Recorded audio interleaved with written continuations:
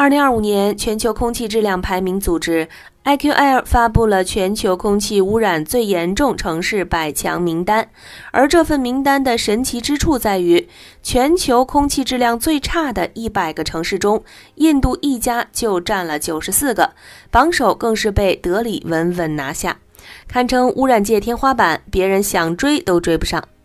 大家好，歡迎來到星球熱點，國家大事從不缺席，輿論場中抽絲剝繭，聚焦獨家中國資訊。點讚、訂閱、加小鈴鐺，帶你用不一樣的視角讀懂中國故事。小編先給沒概念的朋友科普一下空氣質量指數 AQI 的分級，小於50是優等，小於100算良好，150以下是輕度污染，200以下中度污染，300以下重度污染，超過300就是危及健康的嚴重污染。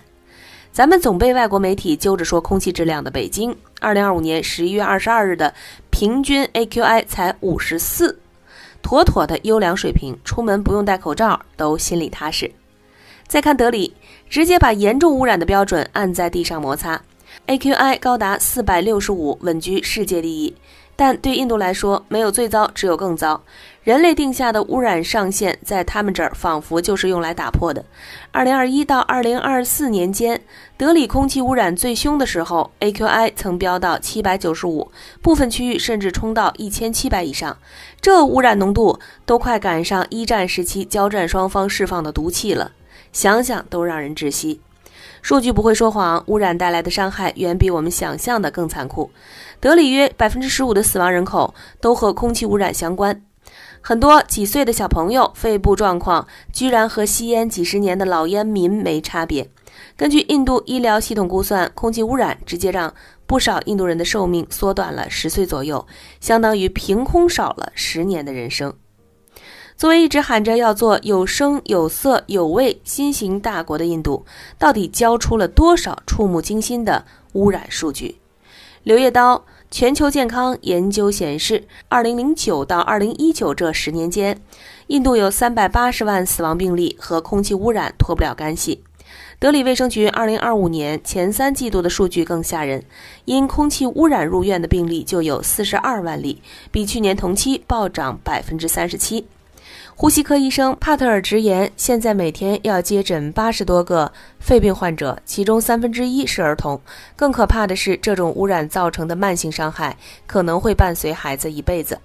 其實早在2019年，印度公共衛生基金會等機構的聯合研究就指出，當年印度有167萬人因空氣污染死亡，經濟損失高達368億美元，妥妥的全球空氣污染相關死亡人數最多的國家。那麼問題來了，印度到底是怎麼把空氣質量做到這種地步的？國際環保組織和印度政府的聯合調查給出了答案，核心原因就倆，全是人為因素。首先是工業污染放飛自我，印度超過50%的電力都來自燃煤發電，但這些電廠大多技術落後，環保標準低到離譜，排放的廢氣直接讓空氣變毒。截至2025年，整個印度居然只有2台火電機組配備了脫硫設備，絕大多數電廠連最基礎的煙氣脫硫裝置都沒有。印度燃煤電廠的二氧化硫排放濃度平均高達1500毫克每立方米，而中國的標準是低於35毫克每立方米。這麼一算，印度的整體排放量大概是中國的7.1倍。更好笑的是，政府居然明確表示2030年前不會關閉任何煤電廠，還讓民眾學會跟空氣污染共存，這心態也是沒誰了。其次是汽車尾氣污染雪上加霜，數據顯示，印度27%的空氣污染都來自車輛。2010到2020年這10年間，印度的車輛數量從 1.28 億輛猛漲到 3.26 億輛，但這些車大多是污染大戶，要麼用着摻假燃料，要麼是排放標準落後的老舊發動機。這裡必須吐槽2件事兒，印度加油站的摻假行為早就成了公開的秘密，非法商販為了牟利，在汽油、柴油裡摻入劣質煤油，比例普遍高達10%至30%。這種操作不僅毀車，還讓尾氣污染直接翻倍，真是既坑車主又坑所有人。印度一邊喊着要成為大國，一邊任由污染肆虐，連民眾的基本呼吸權都保障不了。要小編說，與其忙着爭奪國際話語權，不如先把空氣質量搞上去。畢竟再響亮的口號也抵不過一口乾淨的空氣來得實在。中國空氣質量改善進一步導致全球氣候變暖。是的，你沒聽錯。去年11月，英國著名刊物《經濟學人》發表了一篇文章，題為《中國空氣質量改善加速了全球變暖》。沒錯，這種荒謬的論調又來了。根據西方的說法，過去10年，因為中國空氣污染減少，導致空氣中沒了污染毒屏障，更多陽光直射地面，讓氣溫升高了0.7攝氏度。這居然比排放溫室氣體的影響還大，會進一步導致全球氣候變暖。小編真的想問，這些所謂的專家是拿了睜眼說瞎話的工資嗎？他們的文章寫的倒是狡猾，沒直接說這是中國獨有的問題，還扯歐美歷史上也出現過空氣太潔淨導致氣溫升高的情況。可當初西方瘋狂指責中國空氣污染時，怎麼沒見他們自責我們空氣太乾淨也導致氣候變暖，反而一口咬定是中國溫室氣體排放太多才加速了全球变暖。现在中國環境切實改善了，他們又換了個角度繼續甩鍋，合着不管中國怎麼做都是錯的。按照西方這套神邏輯，10多年前中國空氣污染嚴重的時候，相當於我們在給地球蓋遮陽傘，客觀上減緩了全球變暖。那怎麼沒見西方媒體和專家出來表揚中國犧牲自我環境拯救地球？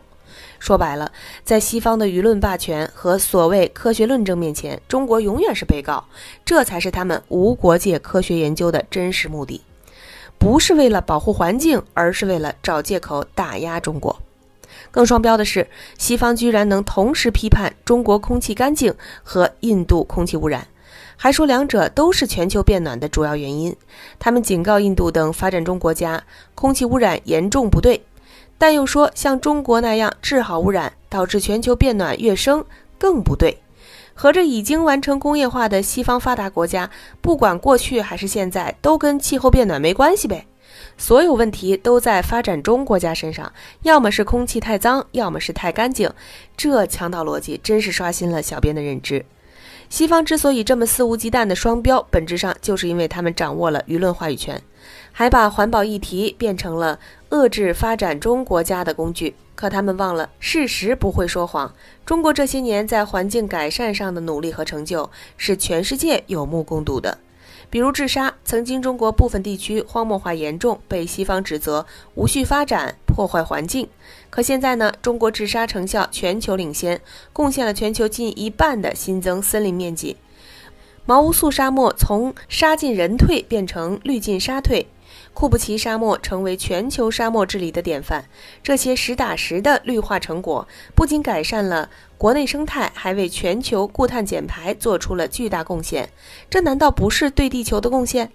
空氣治理方面，從2013年到2024年，全國地級及以上城市空氣質量優良天數比率從 60.5% 提升到 88.8%， PM2.5 濃度大幅下降。要知道，中國現行的 PM2.5 年均濃度2級標準是35微克每立方米，雖然和世衛組織5微克每立方米的指導值還有差距，但已經比美國的9微克每立方米、歐盟的10微克每立方米、日本的15微克每立方米更嚴格。而且2024年已有近3/4的城市達到了國家2級標準，這樣的進步速度，全球沒幾個國家能做到。